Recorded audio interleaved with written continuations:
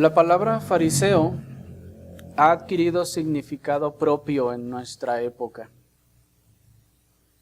Ya son pocos en realidad los que al expresarla tienen en mente sencillamente aquel grupo de judíos creyentes en Dios, maestros de la ley, que vivieron en tiempos de nuestro Señor. Por lo regular, cuando se expresa la palabra fariseo, tenemos en mente una conducta o una actitud. Y aunque el significado actual de esta palabra fariseo está predominantemente asociada con la hipocresía y con la rigidez legalista, una de sus características más distintivas era lo que podríamos llamar el orgullo del legalismo. Sí, los fariseos tendían a la hipocresía. Sí, los fariseos eran rígidos y legalistas. Pero una de las cosas que también el Señor señaló fuertemente de ellos, de su conducta o de sus características, fue ese orgullo del legalismo. Niños, cuando nosotros usamos la palabra legalismo o legalista, en este contexto estamos queriendo referirnos a ese sistema de obras, ese sistema que piensa que por mis obras, que por mi rectitud, por mi bondad o por lo bien que me he portado, por todo lo que me he esforzado, entonces he alcanzado un nivel y que al final alcanzaré la vida eterna. Eso es a lo que nos referimos con la palabra legalismo y legalista. Y uno de los ejemplos que podemos encontrar de este orgullo del legalismo farisaico se encuentra en Lucas capítulo 7, versículo 36 al 50. Lucas capítulo 7, versículo 36 al 50 es el pasaje que leímos el domingo pasado, del que solo meditamos en un aspecto de este pasaje. La ocasión anterior vimos o nos enfocamos en la mujer de la que trata este relato. Pero en esta ocasión nos vamos a enfocar en el fariseo y en esta mujer, en el contraste que el Señor hace entre el fariseo y esta mujer. Y veremos así el fariseo y la mujer pecadora. Dice el versículo 36. Uno de los fariseos rogó a Jesús que comiese con él, y habiendo entrado en la casa del fariseo, se sentó a la mesa. Entonces una mujer de la ciudad, que era pecadora, al saber que Jesús estaba a la mesa en casa del fariseo, trajo un frasco de alabastro con perfume, y estando detrás de él a sus pies, llorando, comenzó a regar con lágrimas sus pies, y los enjugaba con sus cabellos, y besaba sus pies, y los ungía con perfume. Cuando vio esto el fariseo que le había convidado, dijo para sí: si fuera profeta, conocería a quién y qué clase de mujer es la que le toca, que es pecador. Entonces respondiendo Jesús le dijo: Simón, una cosa tengo que decirte. Y él le dijo: Di, maestro. Un acreedor tenía 2 deudores. El uno le debía 500 denarios y el otro 50. Y no teniendo ellos con qué pagar, perdonó a ambos. Di, pues, ¿cuál de ellos le amará más? Respondiendo Simón dijo: Pienso que aquel a quien perdonó más. Y él le dijo: Rectamente has juzgado. Y vuelto a la mujer dijo a Simón: ¿ves esta mujer? Entré en tu casa y no me diste agua para mis pies, mas ésta ha regado mis pies con lágrimas y los ha enjugado con sus cabellos. No me diste beso, mas ésta, desde que entré, no ha cesado de besar mis pies. No ungiste mi cabeza con aceite, mas ésta ha ungido con perfume mis pies. Por lo cual te digo que sus muchos pecados les son perdonados, porque amó mucho. Mas aquel a quien se le perdona poco, poco ama. Y a ella le dijo, tus pecados te son perdonados. Y los que estaban juntamente sentados a la mesa comenzaron a decir entre sí, ¿quién es este que también perdona pecados? Pero él dijo a la mujer, tu fe te ha salvado, ve en paz. Hasta allí.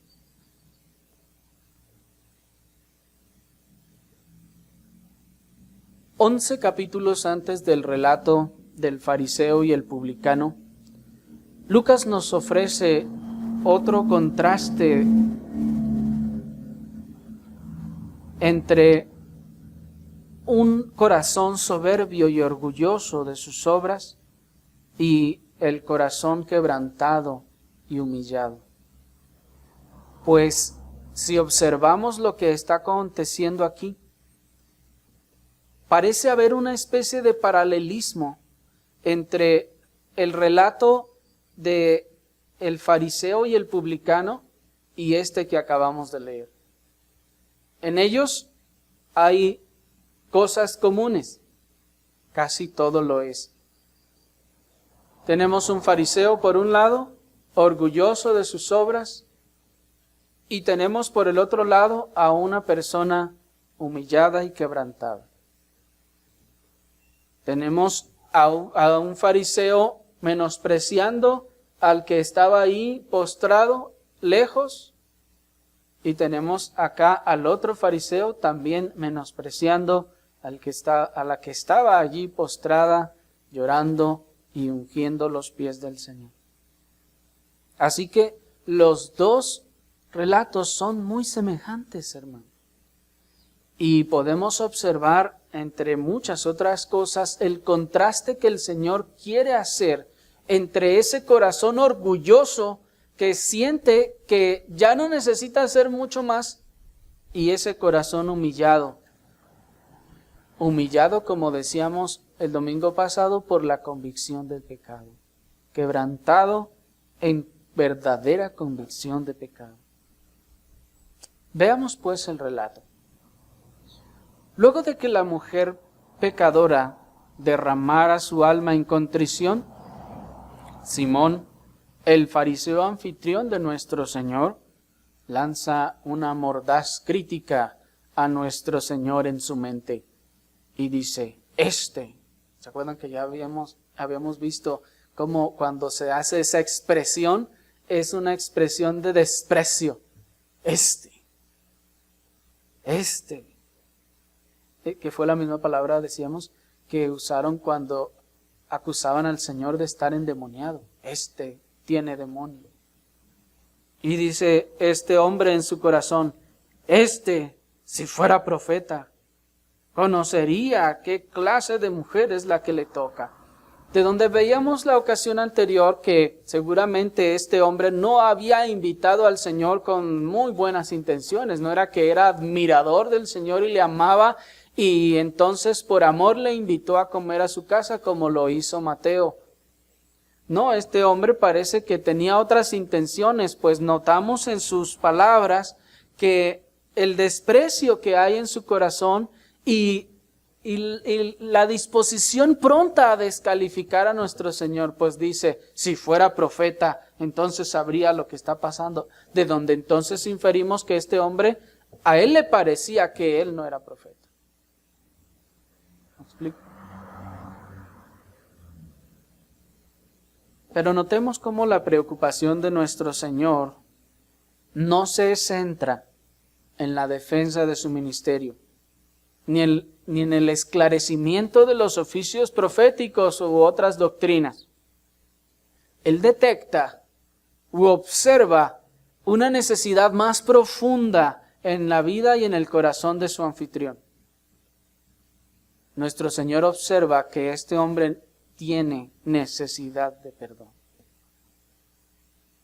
Noten que cuando el Señor le responde, porque es interesante que dice, entonces respondiendo Jesús, las palabras anteriores son el pensamiento del fariseo.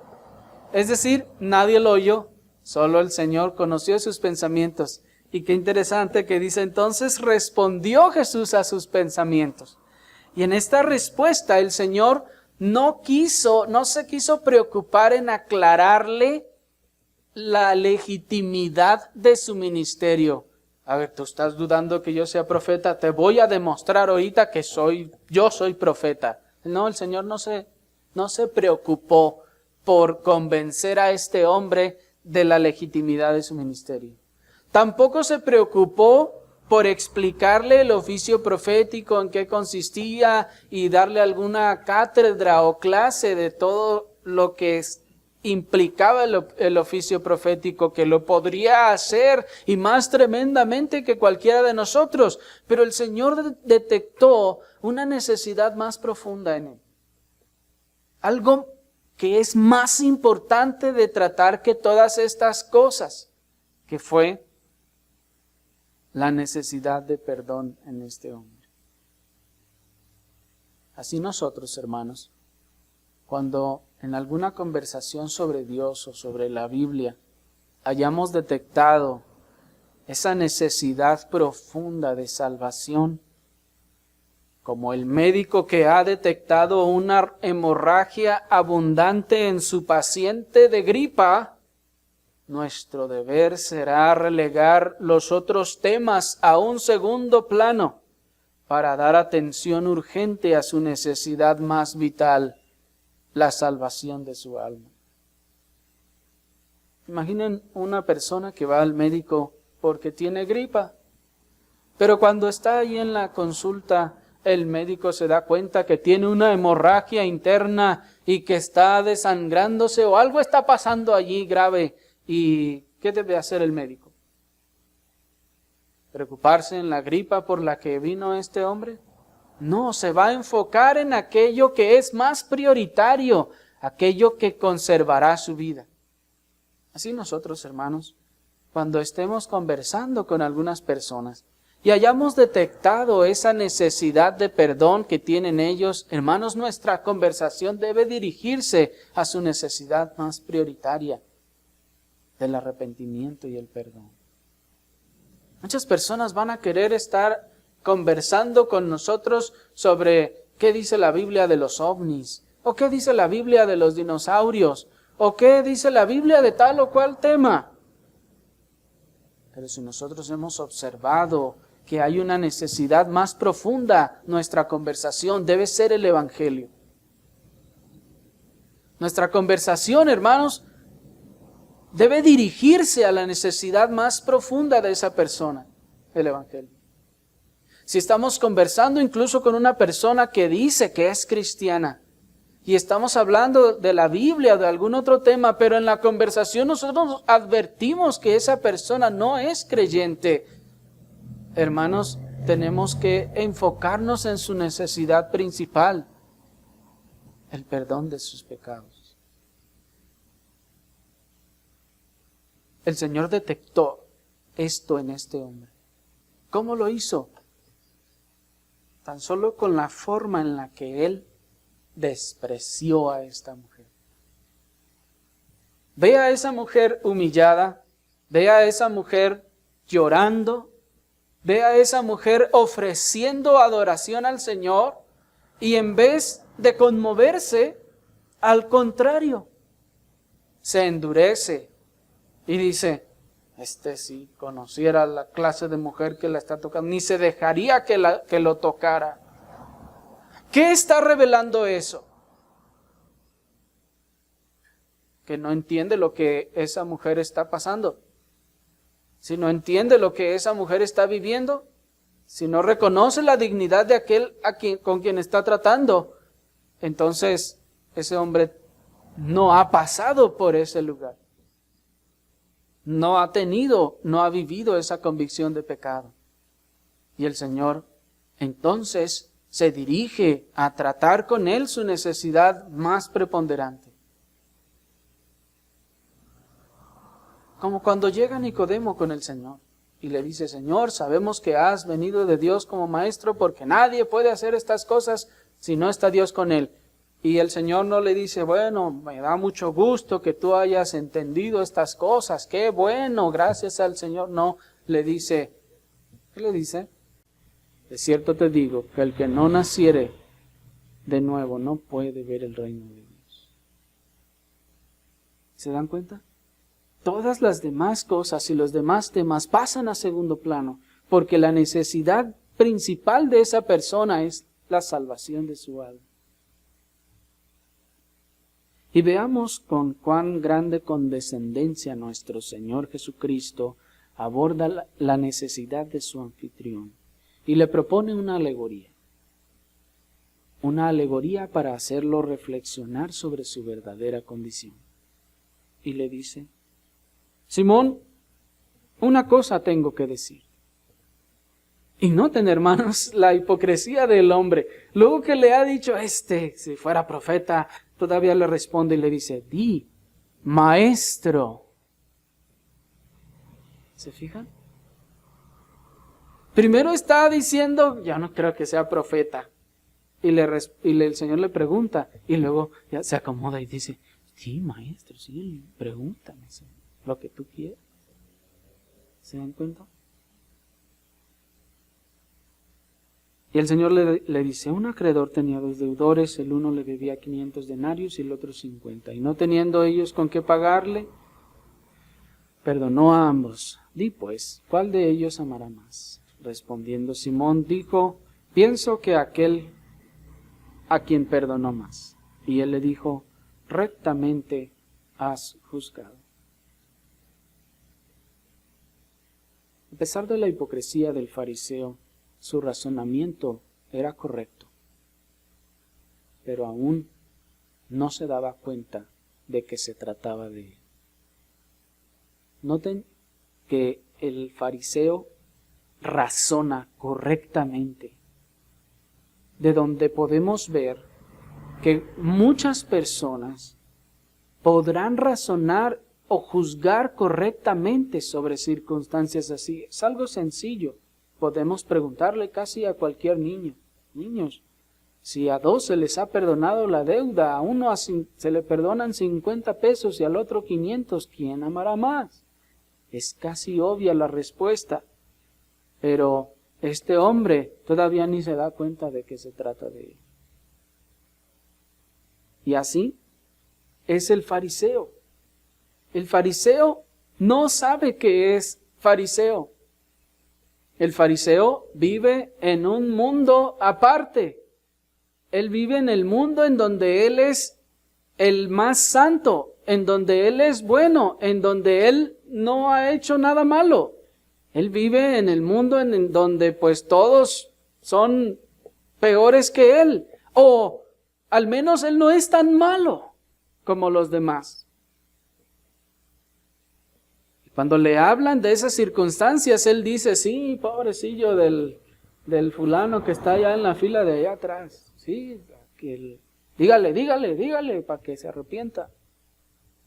El fariseo no cae a cuenta de que se está hablando de él. ¿Se fijan? El fariseo no se da cuenta de que es él el que necesita el arrepentimiento, porque él piensa que ya se arrepintió. Él piensa que todo está bien con él. Y no cae a cuenta de que se trata de él. ¿Se acuerdan de David? Luego de que pecó con Betsabé. Dice la Escritura que el Señor envía a Natán a que le redarguya. Y le ofrece también aquella alegoría de la ovejita, ¿se acuerdan?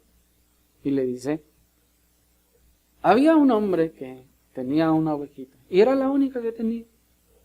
Y la amaba mucho.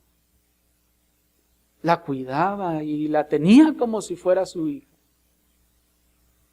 Luego llega, y luego un hombre rico, por ahí, vecino suyo, recibe una visita y teniendo un montón de animales no quiere sacrificar a ninguno y va y toma la ovejita de aquel hombre, la única que tenía, la sacrifica para darle de comer a su amigo. ¿Qué crees tú que se debe hacer a ese hombre? ¿Y qué hizo el rey? Igual que el fariseo, no sabía que se estaba hablando de él. Y dijo, es digno de muerte. Pero no es hasta que Natán le dice, tú eres ese hombre, es que entonces dice, ¿ah, yo? ¿Me explico? El fariseo no se da cuenta de su propia condición. No se ve a sí mismo. Él se siente cristiano, él se siente bueno. Él hasta defiende su cristianismo. Cuando alguien le dice, oye, a mí se me hace que como que tú no eres muy cristiano, que digamos. Dice, no, hay otros peores que yo. Ve y diles a ellos. ¿Sí me explico? O sacará cualquier otra cosa.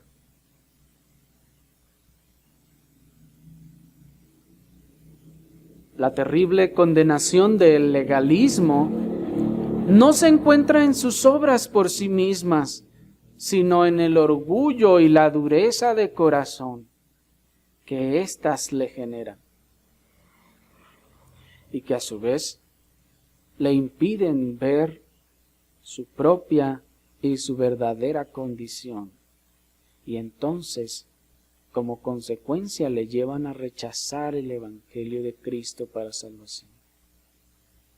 En otras palabras, lo peor de los fariseos no son sus obras por sí mismos, que vivan haciendo obras, sino y que confíen en ellas. Sí, eso es algo muy malo, pero algo terrible es el orgullo que les produce haber hecho esas cosas y que les genera una dureza de corazón.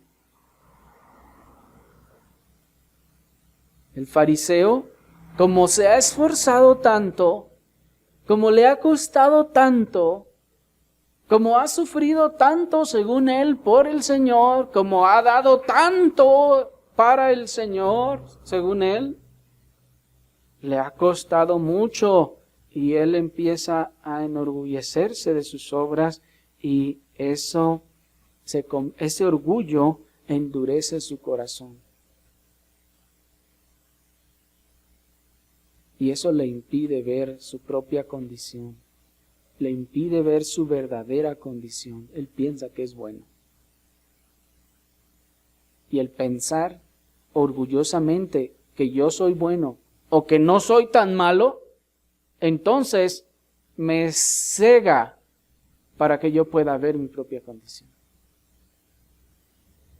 Es como una pared que pongo yo mismo para evitar verme a mí mismo, para evitar examinarme genuinamente. Y eso entonces como consecuencia lo va a llevar a que cuando se le hable del Evangelio va a decir, no, pues ahí dile allá a los perdidotes. ¿Yo qué? No, yo ya soy cristiano. ¿Han visto o se han encontrado cuando andan evangelizando con esas personas que llegan ustedes a hablarles del Evangelio? Oiga, mire, vengo a hablar del... Ahórrate tu folleto, vete para allá y háblales allá a los otros. Yo ya soy cristiano. Ah, sí, es cristiano. Sí, yo voy a la iglesia. No siempre da cuando puedo, pero voy. ¿Han visto a esa gente?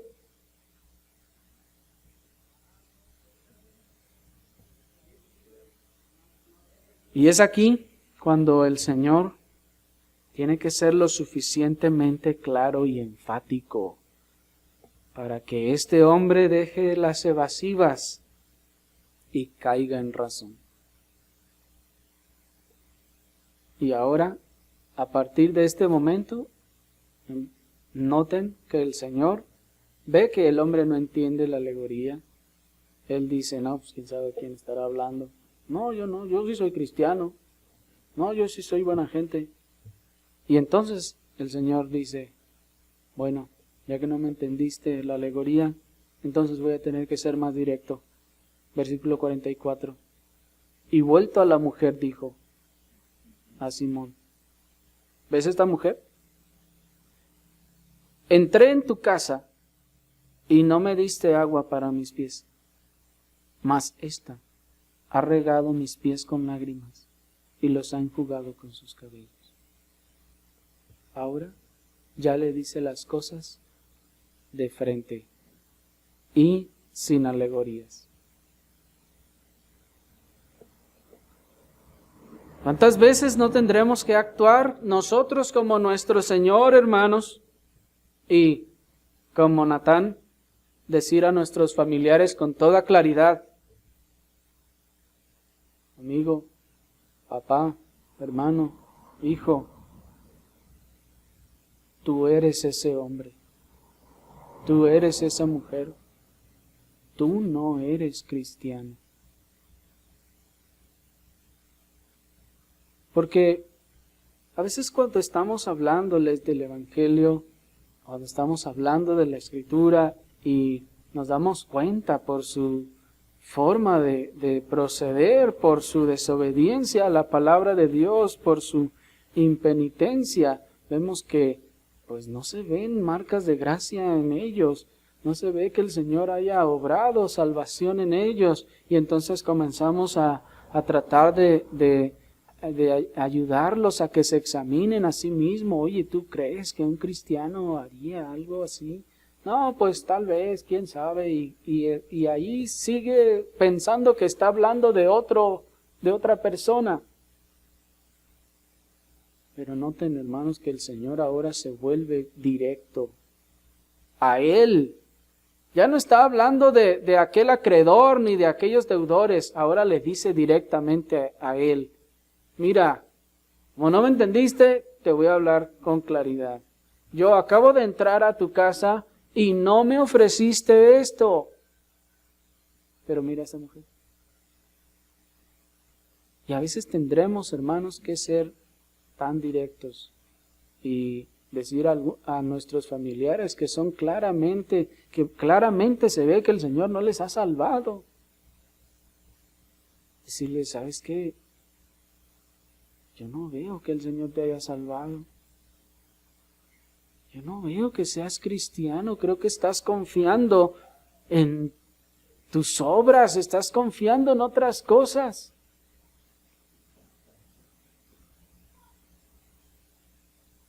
Así, nuestro Señor Jesucristo comienza a señalarle una a una las evidencias de su impiedad.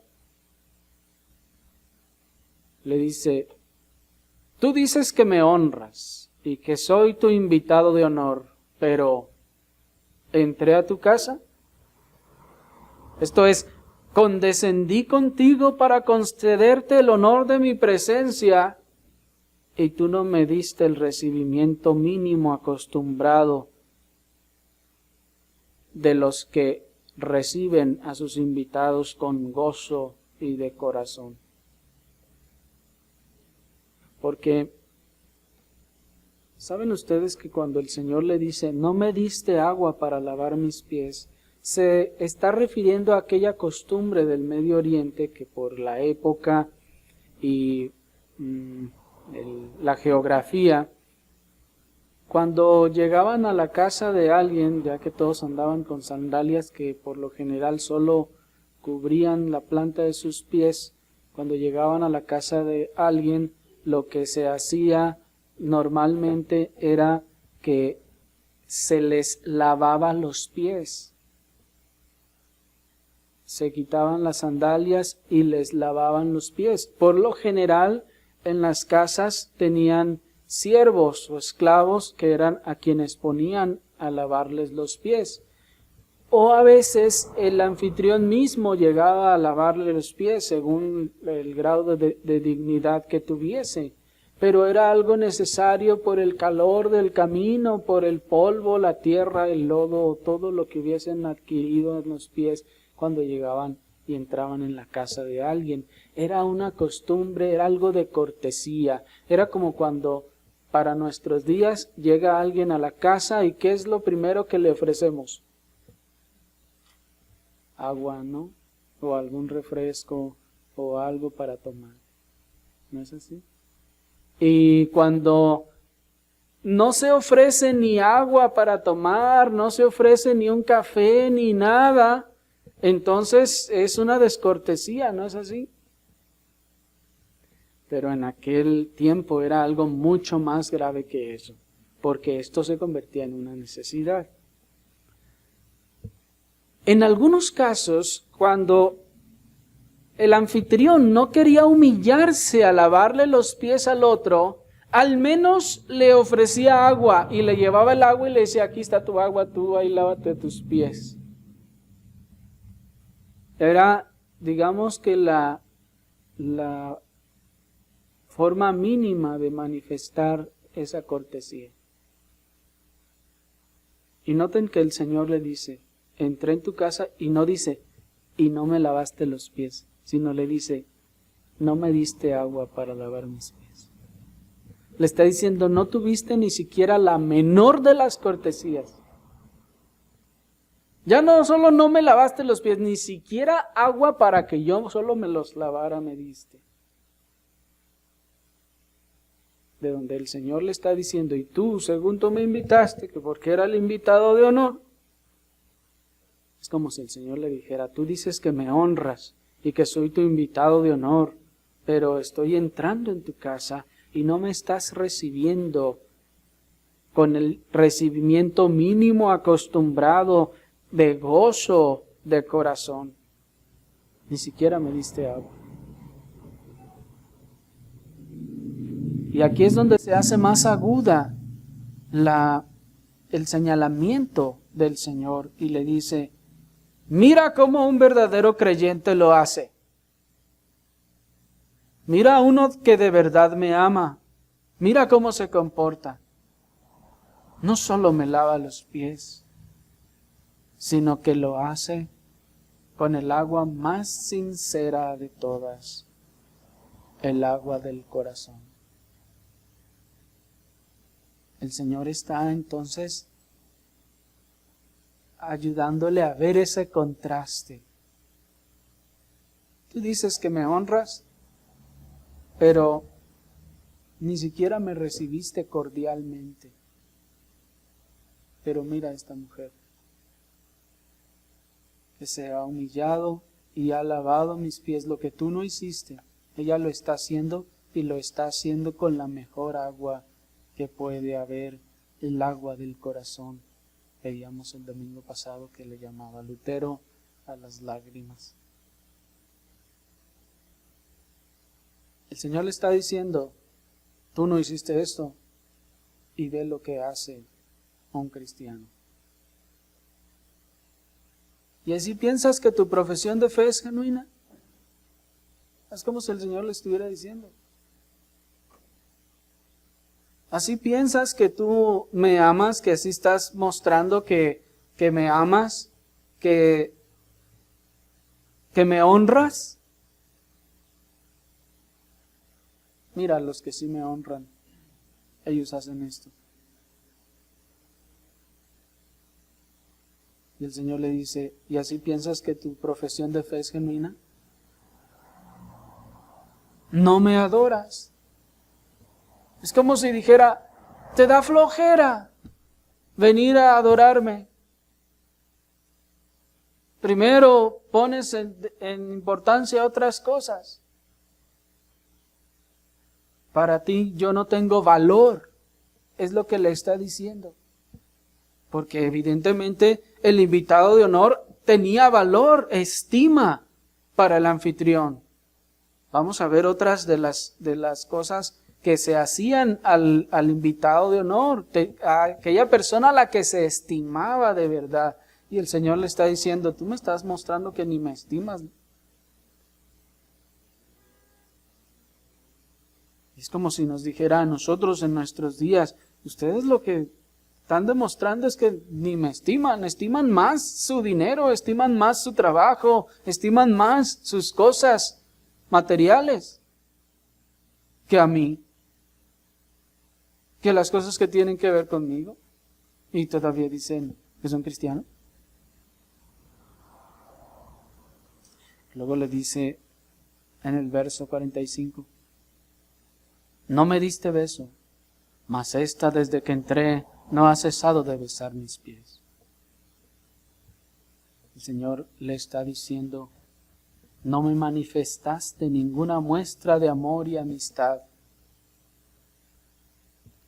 Porque era otra de las cortesías que se hacían en aquel tiempo, en aquella cultura, a los invitados. Se besaba al invitado.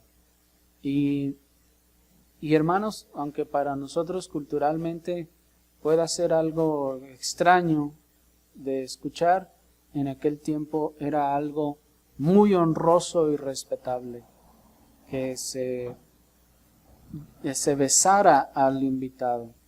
Y evidentemente, pues si el anfitrión era varón y el invitado era varón, el beso se llevaba a cabo de cualquier forma y sin ninguna clase de morbo ni cualquier cosa que hoy para nosotros pudiera producirnos, ¿no? Pero era una señal de estima, era una señal de gozo, de estar recibiendo al invitado. Y el Señor le dice, no me diste beso, no me manifestaste ninguna muestra de amor y de amistad. Pero mira cómo un verdadero creyente no cesa de dar muestras de amor profundo hacia su Señor.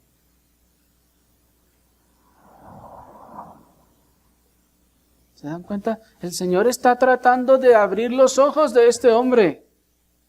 Tú dices que eres cristiano, tú dices que me estimas, que me amas y me honras, pues ni siquiera me diste beso. Mira lo que los cristianos verdaderos hacen. Allí está esa mujer que no ha cesado de besar mis pies. Y el beso no se daba en los pies, sino en la mejilla, en la frente en todo caso. Pero esta mujer se humillaba al punto de besar sus pies. Estaba expresando su genuino amor, su estimación. Y dice el Señor, el creyente no cesa de dar muestras de amor profundo para con su Señor. Y tú no has dado ninguna muestra de amor a tu Señor.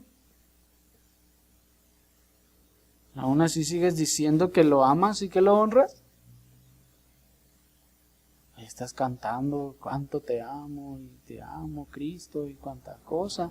Pero tú no has dado ninguna muestra de amor, está diciendo el Señor. ¿No estás dispuesto a dar tu tiempo para mí? ¿No estás dispuesto a mostrar tu amor? Se te pide una cosa y estás refunfuñando y dices, no, esos de la iglesia nomás quieren que esté uno allí, o no sé cuántas cosas la gente inventa, ¿no?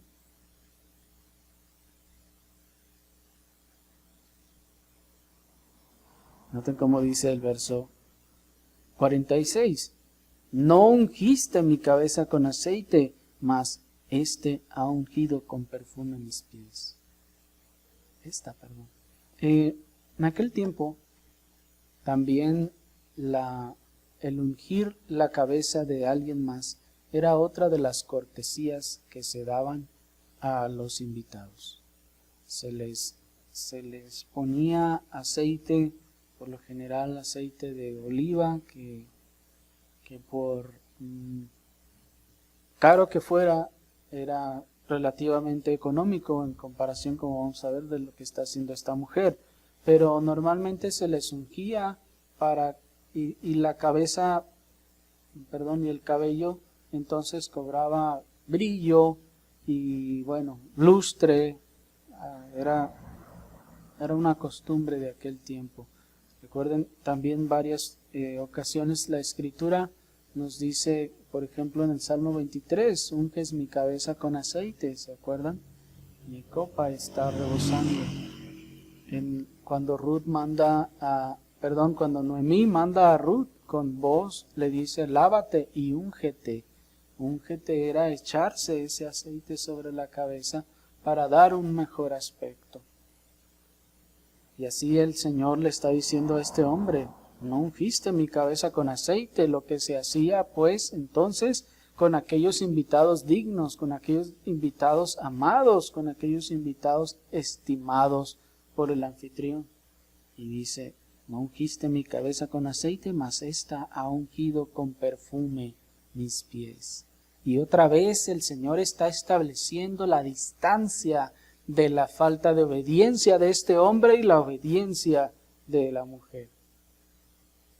El aceite comúnmente se echaba en la cabeza, pero esta mujer no estaba vertiendo aceite en la cabeza, estaba vertiendo en los pies. Y no era aceite, era un bálsamo que era mucho, mucho más caro que el aceite.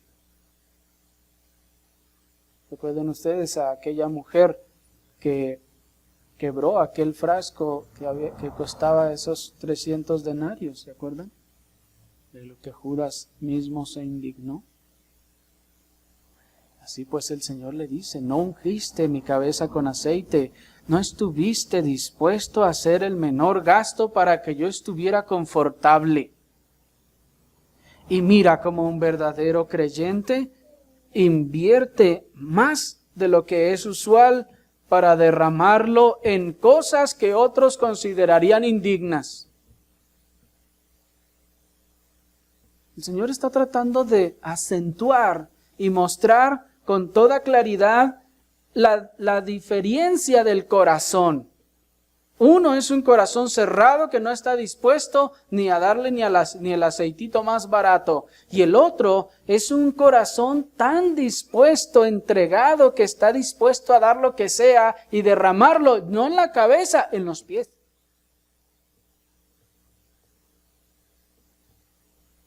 ¿Sí me explico? ¿Qué corazón se cierra para no querer gastar ni dar lo mínimo para el Señor? Y mira el corazón que está dispuesto a invertir y a gastar mucho más que aquel, y en cosas que aquel podría decir, no, ¿y eso para qué? No, pues háganlo, pero cosas que valgan. ¿Sí me explico? Esa mujer no derramó el perfume en la cabeza del Señor. Lo derramó en sus pies.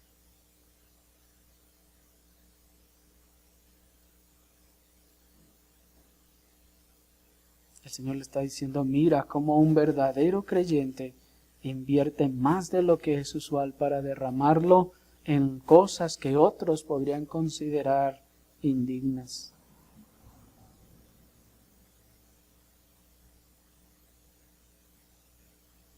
Notemos pues cómo el verdadero creyente excede las expectaciones de lo que se considera una conducta adecuada, mientras el fariseo vive haciendo el mínimo necesario.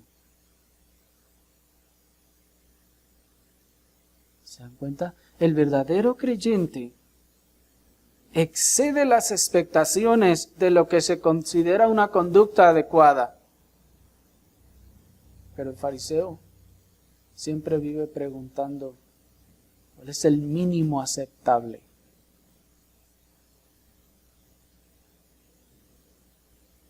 Como cuando ciertas personas dicen, bueno, sí es cierto, está bien, la Biblia dice que emborracharse es pecado, pero ¿hasta cuánto ya se considera embriaguez? ¿Por qué pregunta eso?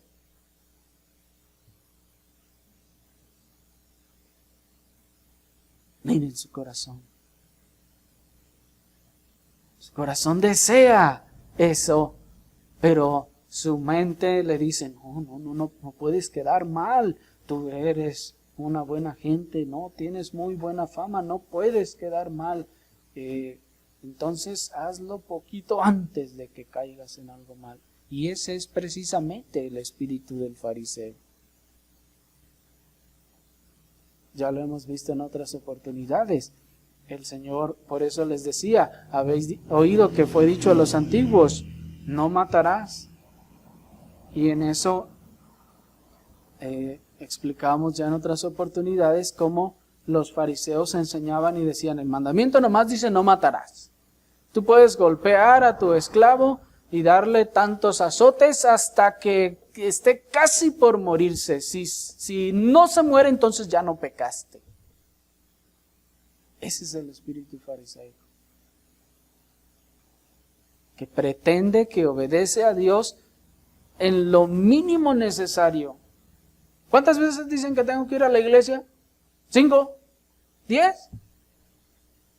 No, pero se supone que nada más es en el día del Señor, ¿no? Es el único que manda Dios.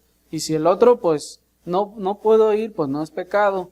Bueno, entonces, pues nomás voy en lo mínimo necesario. ¿Me estoy explicando?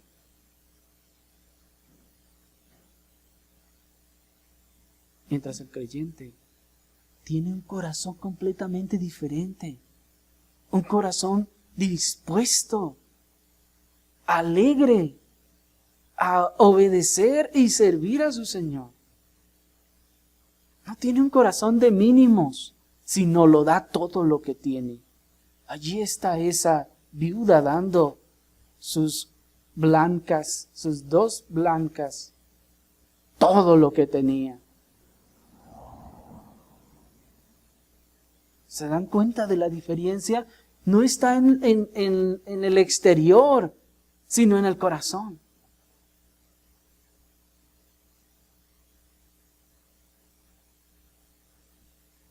¿Y por qué hace esto el creyente? Porque ha sido perdonado. Porque el creyente ha sido perdonado. Noten que el Señor dice, ¿cuál de ellos amará más? ¿Después de qué? Después de que fue perdonado. Así pues, la respuesta del amor que el Señor está señalándole al fariseo en esa mujer es a causa del perdón. El que no está dispuesto a todo esto, entonces por implicación no ha sido perdonado.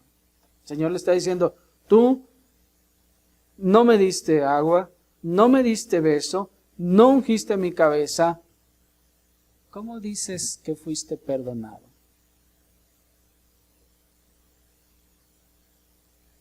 No estás dispuesto a hacer nada. ¿Dónde está el amor que dices que tienes? Y a veces habrá que meter en aprietos a alguien para probar su disposición para el Señor y para el reino de Dios, como lo hizo nuestro Señor con el joven rico, para que se pueda observar y él mismo pueda observar lo que manifiestan las características de su corazón no regenerado. Ustedes saben que cuando nuestro Señor le dice a aquel joven rico, ¿se acuerdan del joven rico? Que va y le dice al Señor, Señor, ¿qué bien haré para heredar la vida eterna? Ya empezamos mal. Eso lo vimos la ocasión anterior, me parece. Y bueno, el Señor le dice los mandamientos, conoces, y le dice algunos de los mandamientos. Entonces, a continuación, este hombre le contesta y le dice, todo esto he guardado desde mi juventud. Lo cual ya vimos que es mentira. Este era un fariseo, en esencia. No aquellas personas que practicaban esa secta, aquella denominación. No, era un fariseo en esencia. Es decir, tenía la conducta del fariseo. Yo todo lo he guardado. No, si yo obedezco, ¿por qué dicen que yo no soy cristiano? No, si yo lo he hecho todo. No, si yo hasta nací en cuna cristiana, dicen algunos. ¿Y qué hace el Señor? Noten la paciencia, la sabiduría y la condescendencia del Señor. Le dice, sí, ¿lo has guardado todo? Yo me imagino al Señor diciendo, ay, voy a creer contigo. Pero está bien, el Señor en paciencia le dice, una cosa te falta. Ve y vende todo lo que tienes y dalo a los pobres.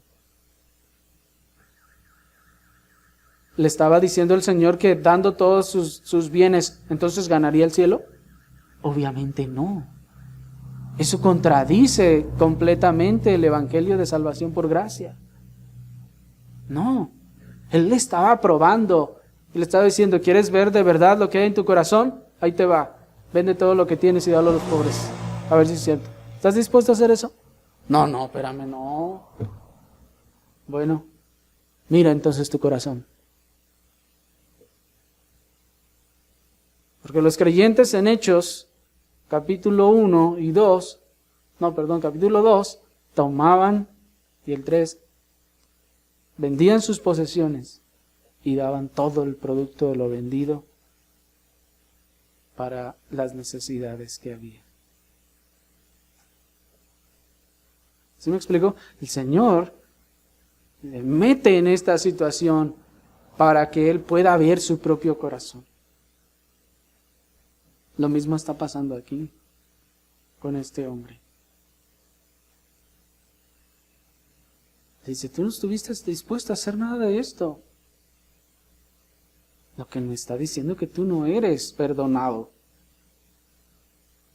Y así, como aquel publicano despedazado por su convicción de pecado, esta mujer pecadora recibe la confirmación de su perdón y salvación por boca misma de su Salvador, pues ella ya había sido perdonada.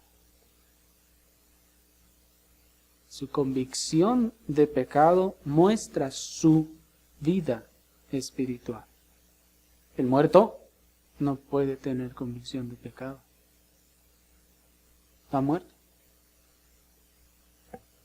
Esta mujer tuvo vida. Él recibió vida para poder ver su condición. Veamos el domingo pasado. Y luego el Señor confirma a continuación lo que ya había ocurrido. El perdón que había recibido y esa salvación. Por último, quiero aclarar dos cosas que han sido malinterpretadas por muchos en nuestro relato. La primera es que algunos han malinterpretado que puede haber creyentes verdaderos que amen poco a su Señor. Y la otra, que la fe la podemos producir por nosotros mismos. Bueno, en primer lugar, con respecto a los que dicen que puede haber cristianos verdaderos que amen poco a su Señor, puesto que dicen, pues es que ahí dice, el Señor mismo le dice al final del 47, mas aquel a quien se le perdona poco, poco ama. Entonces, no, lo que pasa es que a mí sí me perdonaron poco, yo por eso no soy tan comprometido y fiel como aquel hermano. ¿Piensa que eso se puede? Bueno, a esto nosotros vamos a responder, que bueno, hay muchas respuestas a esto y nos estaríamos mucho tiempo desarrollando cada una, pero la Escritura nos enseña, hermanos, que no hay pecado pequeño y que todos hemos pecado grande y terriblemente. Pero adicionalmente a eso, la alegoría que nuestro Señor Jesucristo le expresa al fariseo llevaba el propósito de llevar a Simón el fariseo al entendimiento de su propia condición, y no llevaba esta alegoría el propósito de ser una comparación perfectamente exacta de las realidades espirituales. Ya hemos visto en otras oportunidades que las parábolas, por ejemplo, no se pueden interpretar, no se deben buscar interpretaciones perfectas y absolutas de cada una de las cosas de la parábola, sino que se debe tomar la esencia del mensaje y entonces debe interpretarse. Porque, por ejemplo, alguno recuerda la parábola de la mujer que estaba barriendo, ¿se acuerdan? Buscando sus monedas. Entonces, alguno dice, es que la escoba significa tal cosa, la moneda significa otra cosa, la señora significa tal cosa, el cuarto que estaba barriendo significa esto, la tierra significa esto otro, y ahí se la llevan, y hasta el movimiento de la señora significa este otro. Hermanos, eso no es correcto, no se debe ni se puede interpretar de esa forma las parábolas, puesto que entonces caeremos en muchas cosas insostenibles. De la misma forma, la alegoría que nuestro Señor da en esta ocasión no lleva el propósito de ser una parábola que debemos interpretar línea por línea o palabra por palabra, sino es una alegoría que lleva el propósito de llevar a Simón el fariseo a darle entendimiento de su propia condición. Así pues, ya que ni la deuda de nadie es tan pequeña, y en la comparativa Simón el fariseo no hizo completamente nada, debemos entender que esta alegoría no lleva el propósito de expresar perfectamente las verdades espirituales. Porque el Señor no le está diciendo a Simón el fariseo, es que tú amas poco. No, en realidad le dice, tú no hiciste nada. Porque entré a tu casa y no me diste agua. No dice, me diste muy poquita agua para lavarme los pies. No, no dice eso. Dice, no me diste nada. Ni dice, me diste ahí un beso mal dado. No, le dice, no me diste nada. Y ni le dice, pues me echaste muy poquito aceite en la cabeza, por eso estoy inconforme. No, le dice, no me echaste nada. Así que este fariseo no hizo absolutamente nada. ¿Sí me explico? No era que fuera poco lo que hizo, porque amó poco. No, en realidad no hizo nada. De donde entendemos entonces que en la alegoría Simón no es el que da menos, o el que debía menos. ¿Me explico? Sencillamente es una forma en la que el Señor, de una forma muy amorosamente condescendiente, le está tratando de decir, mira, para no decirte que no hiciste nada, el que poco se le perdona, poco ama. Y como tú no has hecho nada, se muestra que no has sido perdonado. Y respecto a la afirmación de que nuestro Señor dice o parece decir que nosotros podemos producir el arrepentimiento cuando, o más bien la fe, cuando dice, tu fe te ha salvado, en el final del verso 50, ve en paz, debemos responder lo siguiente.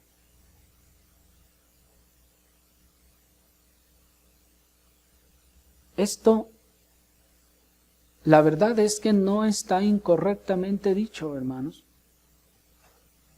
Que el Señor haya dicho, tu fe te ha salvado, no está incorrectamente dicho.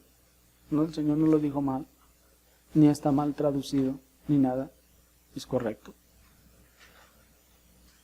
Puesto que, siendo la fe un don de Dios, y siendo Cristo el autor y consumador de la fe, no debemos pensar que aquella mujer había producido su propia fe.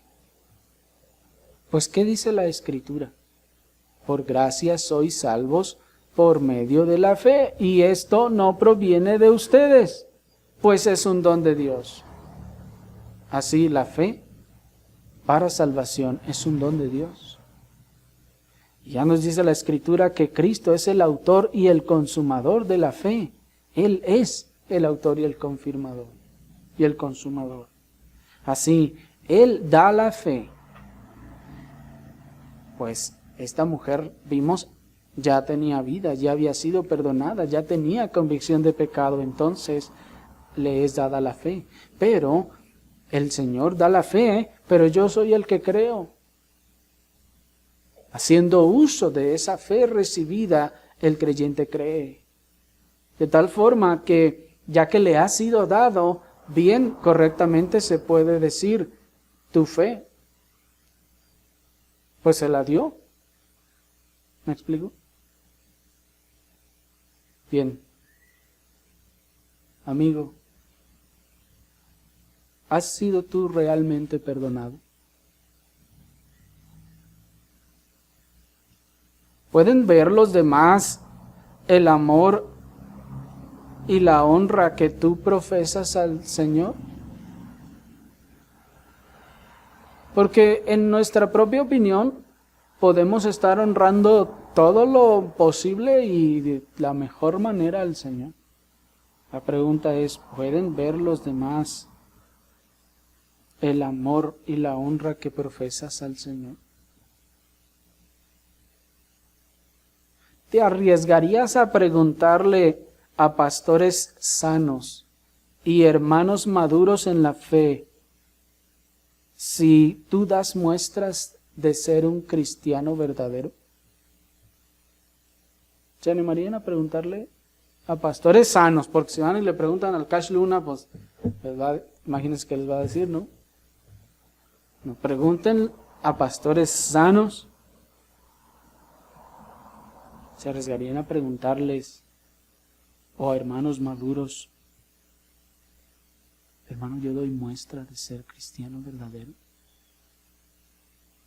¿Qué ve en mí? Dígame la verdad, no me adule, no me siga la corriente, no me dé por mi lado. Dígame la verdad porque mi alma está en juego. Mi salvación o condenación eterna está en juego. ¿O te contentarás con lo que tú crees de ti mismo? Ya con eso es suficiente. Con que yo lo crea, con eso.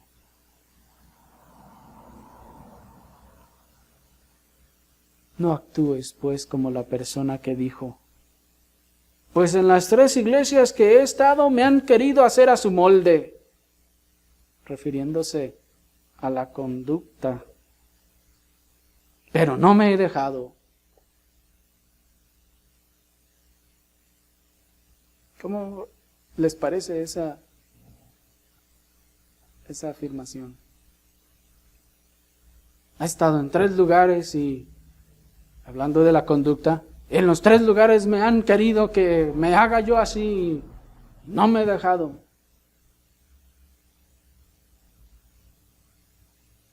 ¿Eso da muestra de salvación?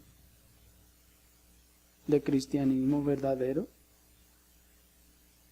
¿Ven ustedes allí a esa mujer postrada, llorando, convencida de su propio pecado, como veíamos la ocasión anterior? Esa mujer que sabe y se sabe que no hay mujer más pecadora que ella, que les decía que si ustedes tratan de convencerle de lo contrario, les va a decir, apártate de mí, Satanás.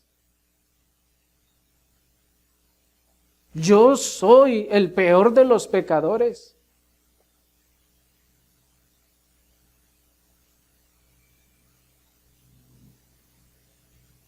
El cristiano puede verlo y puede decirlo y puede competir con Pablo en esa forma.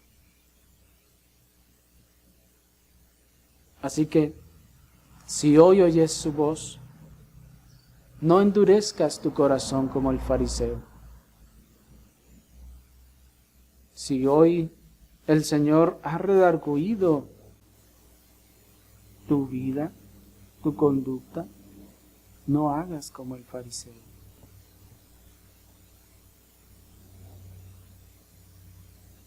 No cierres tu corazón y te repitas a ti mismo, no, sí soy salvo, no voy a hacer caso, no voy a hacer caso. Porque probablemente te arrepientas de eso toda la eternidad en el infierno. Es mejor vivir en ese arrepentimiento continuo y es mejor vivir dudando periódicamente de nuestra salvación y yendo una y otra vez a los pies de Cristo, que endurecernos creyendo que ya no necesitamos preguntarnos si de verdad ha habido una obra genuina de salvación en nuestro corazón.